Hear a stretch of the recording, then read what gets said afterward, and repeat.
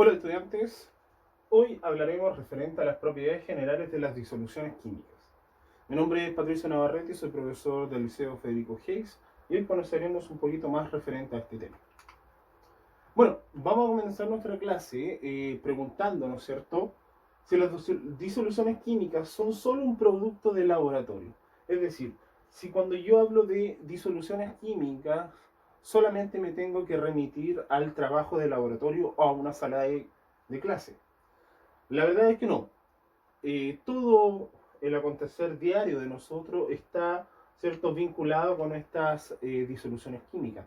Desde la mañana cuando nosotros nos preparamos un café o un té, ¿cierto?, estamos preparando una disolución.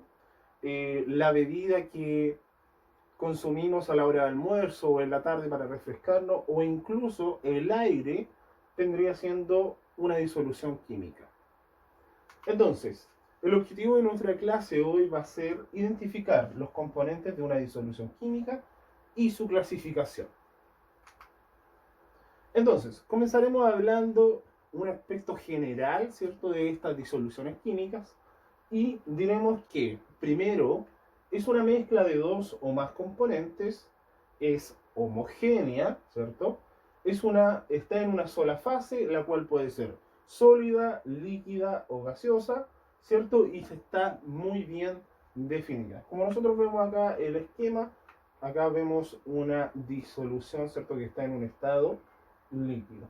Esto lo vamos a trabajar de forma, ¿cierto?, general y comenzaremos recordando algo. La materia, que es aquello que nos rodea, ¿cierto? Todo aquello que nos rodea, nosotros lo podemos clasificar de dos formas. Primero, mezclas, que estas pueden ser heterogéneas o homogéneas, ¿cierto? Y dentro de las cuales nosotros, en las mezclas homogéneas, nosotros hablaremos específicamente de disoluciones. Por otra parte, encontramos aquellas sustancias puras, las cuales pueden ser compuestos químicos, ¿cierto?, que están formados por la unión de dos o más elementos químicos, ya sean metales, no metales, ¿cierto? Y su característica es que se pueden representar a través de un símbolo químico. Por otra parte, también encontramos que las sustancias puras pueden ser sustancias simples que están formadas solamente por átomos o elementos de la misma clase, específicamente átomos de la misma clase. Aquí podemos encontrar un ejemplo como el dióxido de carbono, el agua, el bicarbonato de sodio, o en esta zona encontramos solamente átomos como por ejemplo el oxígeno, carbono, hidrógeno, litio. Entonces, a continuación nosotros tenemos que tener algo bastante claro y establecido. Las sustancias puras, su composición es invariable y definida. Sus propiedades son identificables, se representan por símbolos o fórmulas. Es decir, cuando nosotros hablamos de una sustancia pura, su característica principal es que está, ¿cierto?, representada a través de una simbología. Dentro de esto, recordamos, las sustancias puras pueden ser elementos o compuestos. Ahora bien, dentro de las mezclas nosotros vamos a profundizar un poquito que estas pueden ser homogéneas, y la particularidad de las mezclas homogéneas es que no se diferencian sus componentes, es decir, nosotros los podemos encontrar todo en una sola fase, ya sea sólida, líquida o gaseosa. Las mezclas que son heterogéneas, nosotros podemos distinguir a simple vista cuáles son sus componentes, ¿cierto? Un ejemplo bastante sencillo es cuando nosotros podemos mezclar agua con tierra, nosotros podemos distinguir los distintos componentes. A su vez, nosotros también podemos encontrar la formación de coloides, ¿cierto?, que son pequeñas partículas en suspensión que varían de 1 a 1000 nanómetros, y también podemos encontrar las suspensiones, que son también otro tipo de partículas en suspensión, donde un claro ejemplo es cuando nosotros a través de los rayos solares podemos ver las partículas de polvo flotando. A continuación te vamos a mostrar un pequeño video, ¿cierto?, de una gran diferencia entre las mezclas homogéneas y heterogéneas. Bueno, a continuación nosotros vamos a demostrar de forma experimental la diferencia que existe entre una mezcla homogénea y una heterogénea. Las mezclas estas pueden estar en distintos estados físicos, ¿ya? Para la primera mezcla, que va a ser una mezcla homogénea, nosotros utilizaremos dos componentes en estado líquido, ¿ya? Y la principal característica de las mezclas homogéneas, nosotros debemos recordar que quedan, ¿cierto?, en una sola fase. Es decir, nosotros no podemos diferenciar los constituyentes de esta mezcla. Entonces, para eso tomaremos nuestro vasito precipitado, ¿cierto? Lo giraremos acá un poquito. A continuación, tomaremos nuestro componente A.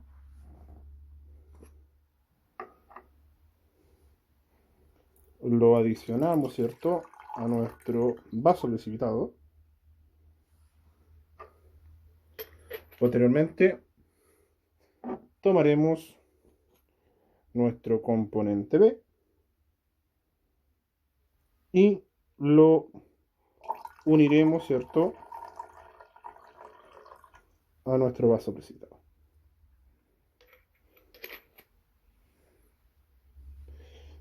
Vemos que nos quedó una mezcla, ¿cierto?, de los dos componentes, pero la particularidad de esto es que yo no puedo diferenciar cuál es el componente A y cuál es el componente B. Ambos quedan en un estado líquido, ¿cierto? Y yo no puedo distinguir dónde está situado cada uno.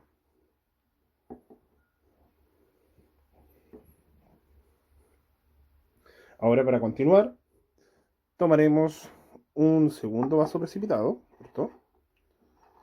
Y vamos a ver la diferencia que existe, ¿cierto?, entre una mezcla homogénea y una heterogénea. Para eso adicionaremos, ¿cierto?, un poquito de agua con la ayuda de nuestra pinceta.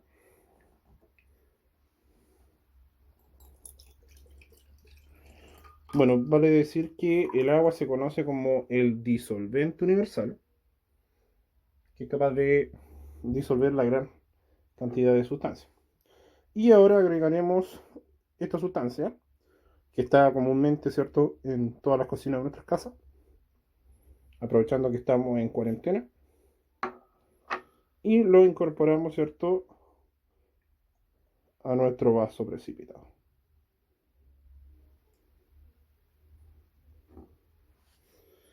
Ahora yo estoy haciendo una mezcla en la cual estoy combinando dos sustancias en un estado líquido y puedo apreciar que se me forman dos fases. Es decir, esto es una sustancia, una mezcla heterogénea. Puedo apreciar, ¿cierto?, los distintos componentes que forman esta mezcla.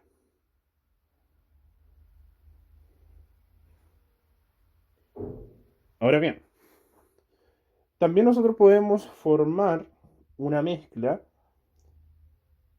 homogénea mezclando un líquido con un sólido. Vamos a tomar nuestro último vasito. A este le agregaremos un poquito de permanganato de potasio.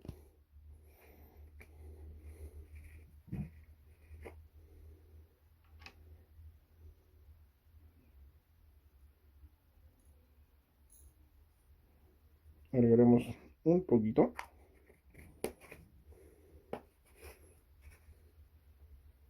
Y le incorporaremos también un poquito de agua. Automáticamente nosotros podemos apreciar, ¿cierto?, que se forma una mezcla homogénea. ¿Ya? Y aquí ocurre lo que nosotros vamos a conocer más adelante, que existen las mezclas un soluto y un solvente. Pero si ustedes se preguntan si las mezclas homogéneas pueden ser solamente en estado líquido,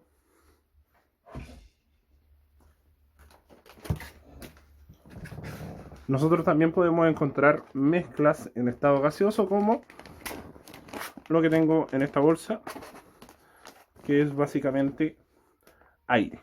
El aire es una mezcla de muchos gases, dentro de los cuales destaca oxígeno en un 20,8%, nitrógeno alrededor de un 78% y otros gases, ¿cierto? Como dióxido de carbono, monóxido de carbono, ¿cierto? Presentes en el aire.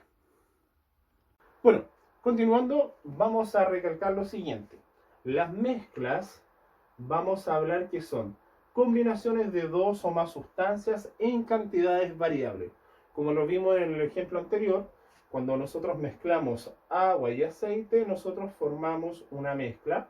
O cuando mezclamos también el agua con el permanganato de potasio, también nosotros podemos formar una mezcla. Mantienen sus propiedades, ¿cierto? No se representan con una fórmula. Ojo acá, no podemos representar una mezcla con una fórmula. Por ejemplo, yo no puedo representar a través de una simbología química el agua con el aceite. Las disoluciones, en cambio, nosotros vamos a encontrar que existe una fase dispersante a la cual nosotros vamos a llamar un disolvente. Por otra parte, encontramos una fase dispersa a la cual nosotros denominaremos un soluto. Entonces, nosotros diremos que el disolvente más un soluto nos va a generar una disolución química. Por ejemplo, en las mañanas cuando nosotros nos preparamos nuestro desayuno, nuestra disolución química sería el agua con el café que agregamos, ¿cierto?, para prepararnos nuestro desayuno. Es decir, el disolvente sería el agua y el café o Nescafé que agregamos, ¿cierto?, sería nuestro soluto. Cabe destacar que el disolvente siempre va a estar en una mayor cantidad y el soluto siempre va a estar en una menor cantidad. Todo eso genera una disolución química. Pongámonos a pensar qué otra disolución química nosotros podemos preparar en nuestra casa, donde tengamos un disolvente, que es aquella sustancia que está presente en mayor cantidad, y es nuestro soluto que esté presente en una menor cantidad. Ahora bien, ¿qué son las disoluciones químicas en palabras sencillas? En palabras sencillas nosotros vamos a establecer que una disolución química es una mezcla homogénea de dos o más sustancias. Por ejemplo, nuestro acontecer diario podemos encontrar desde un yogur, ¿cierto?, que está formado por distintos componentes y aditivos, el chocolate, ¿cierto?, que tanto nos gusta y nos aporta a aquellos neurotransmisores de felicidad, ¿cierto?, cuando estamos bastante bajoneados, el café mañanero, ¿cierto?, que nos da energía, nos despierta, y un jugo de fruta, ¿cierto?, el cual también nos aporta vitaminas. Todo esto nosotros vendríamos a decir que son disoluciones químicas. ¿Por qué? Porque principalmente poseen un disolvente y un soluto, ¿cierto?, para poder formar una gran disolución. Ahora bien, las soluciones o disoluciones, recordamos, siempre van a estar caracterizadas porque poseen un soluto, que es la sustancia presente en menor cantidad, y un solvente, que es la sustancia que está en mayor cantidad. Por ejemplo, si yo deseara prepararme una limonada, el soluto vendría siendo el jugo de limón, el solvente el agua, ¿cierto? Y la disolución sería la limonada final que obtendría. ¿Cómo es el proceso de la disolución? ¿Ya? Disolución de sólidos en líquidos. Vamos a hablar de la solvatación, ¿cierto?, que es el proceso de asociación de moléculas de un disolvente con moléculas o iones de un soluto. Cuando nosotros hablamos de solvatación, tenemos que llevarlo a cabo en el proceso que nosotros realizamos al mezclar agua con sal. Por ejemplo, la sal sin disolver va a mantener esta estructura cristalina, ¿cierto?, como un cuadradito. Si nosotros analizamos la sal determinada, de forma determinada, nosotros nos vamos a dar cuenta que posee una estructura definida, una estructura cristalina. Al momento de yo incorporarle agua, ¿cierto?, generar esta salmuera, se rompen, ¿cierto?, este cristal y se forma una solvatación. Es decir, al momento de yo mezclar el agua, ¿cierto?, con la sal, ¿qué va a pasar? La sal, como es cloruro de sodio, se separa, ¿cierto?, los átomos de cloro con los átomos de sodio, y el agua va a ir rodeando, por ejemplo, al átomo de sodio, ¿cierto?, que tiene una carga positiva, va a estar rodeado por la parte negativa del agua, específicamente por la parte del oxígeno. Ahora bien, existen disoluciones que están en estado líquido, el líquido. Y aquí nosotros vamos a hablar de algunos conceptos como por ejemplo la mixibilidad, ¿cierto? Y la inmisibilidad. Las cosas mixibles, ¿cierto?, se refiere a las propiedades de algunos líquidos para mezclarse en cualquier proporción, formando una solución homogénea. En el experimento anterior nosotros tomamos una sustancia A con una sustancia B, ¿cierto?, ambas en estado líquido, y se pudieron mezclar fácilmente. En cambio, existen algunas sustancias que son inmiscibles, es decir, las sustancias no se mezclan en ninguna proporción, no son capaces de formar una fase homogénea. El ejemplo más claro que nosotros podemos tener es el que existe entre el agua y el aceite, ¿cierto?, que no forman una sola fase, sino que forman dos fases. Que tengo el aceite, ¿cierto?, que es menor, que posee una menor densidad, ¿cierto?, en la zona de arriba, y el agua que posee, ¿cierto?, una mayor densidad, que está en la zona más baja. Ahora bien, existen tipos de soluciones según el estado del solvente. Existen soluciones o disoluciones que son sólidas, líquidas o gaseosas. Que tenemos que destacar que el estado del soluto puede ser de cualquiera para cualquier disolvente, ¿cierto?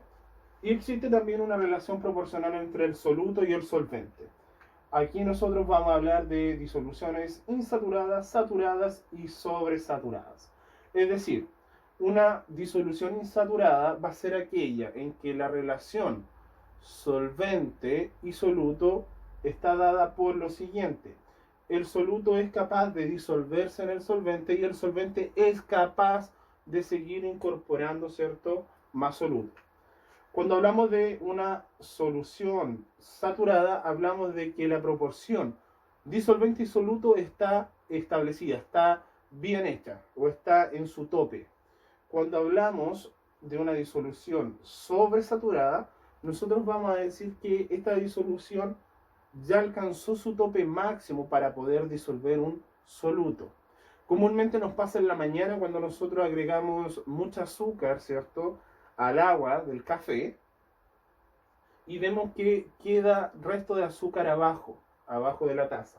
Es decir, el agua no es capaz de disolver todo lo que es el azúcar, ¿cierto? Y deja un exceso en el fondo. Esto ocurre, y lo vamos a ir ver más adelante, cuando nosotros hablamos del proceso de solubilidad y los factores que la afectan.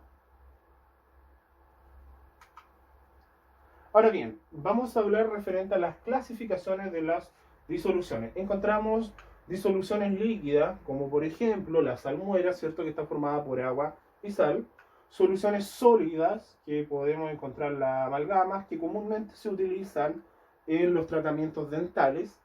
Soluciones gaseosas, como por ejemplo el aire, ¿cierto?, que es una mezcla, ¿cierto?, una disolución homogénea de oxígeno, nitrógeno, argón y otros componentes presentes en el aire. Ahora bien, las disoluciones van a depender exclusivamente del estado de agregación, ¿cierto?, dependiendo del estado del disolvente. Entonces, según el estado de agregación de la disolución, nosotros vamos a entender esta tabla. El estado de la disolución va a ser líquido en este caso, porque el estado del disolvente o solvente va a ser líquido. Acá abajo nosotros podemos decir que el estado de la disolución va a ser de estado gaseoso, porque el disolvente es gaseoso. Si nosotros analizamos acá para el primer caso, tenemos un disolvente líquido con un soluto en estado líquido, como por ejemplo el cloro doméstico. Si yo tengo un solvente líquido y lo mezclo con un soluto gaseoso, voy a obtener un resultado, ¿cierto? Que puede ser una bebida de fantasía, pero el estado de la fantasía sigue siendo líquido. Si yo mezclo un líquido con un sólido, por ejemplo la leche con un trozo de chocolate, yo voy a obtener siempre mi disolución en un estado líquido. En cambio, cuando nosotros analizamos, ¿cierto?, un disolvente gaseoso con un soluto sólido, nosotros podemos tener un claro ejemplo como es el humo. El humo, ¿cierto?, es producto de la combustión y en la cual yo puedo encontrar material particulado, pero la disolución final siempre va a ser en un estado gaseoso. Es decir, en palabras sencillas, dependiendo del estado de agregación del disolvente, va a ser el estado final de mi disolución. Ahora bien, según la naturaleza del soluto, yo puedo encontrar disoluciones moleculares, por ejemplo, el azúcar, que es la sacarosa, o soluciones iónicas, que acá en esta yo puedo preparar disoluciones iónicas. La sal, al momento de disolverse en agua, ocurre un proceso denominado solvatación, que lo habíamos comentado anteriormente, y genera iones sodio y iones cloro, con carga positiva y con carga negativa. Estas disoluciones iónicas nosotros también podemos hablar que son altamente conductoras de electricidad. Entonces, esta ha sido nuestra primera clase de disoluciones químicas a modo de introducción. Te invito al desarrollo de la actividad, la cual vamos a utilizar nuestro libro de clase, ¿cierto? Vamos a desarrollar la página 27. Para eso te recomiendo, te sugiero que leas desde la página 21 hasta la 26, ¿cierto? Completar la actividad de la página 27 en tu cuaderno y enviar, ¿cierto?, dicha actividad a través de alguna fotografía a los siguientes correos: ciencia@liceofedericogeyes.cl o al correo profepatoquímica@gmail.com. En caso de no contar con tu libro de clase en tu casa, puedes descargar la guía, ¿cierto?, en la plataforma establecida por nuestro establecimiento.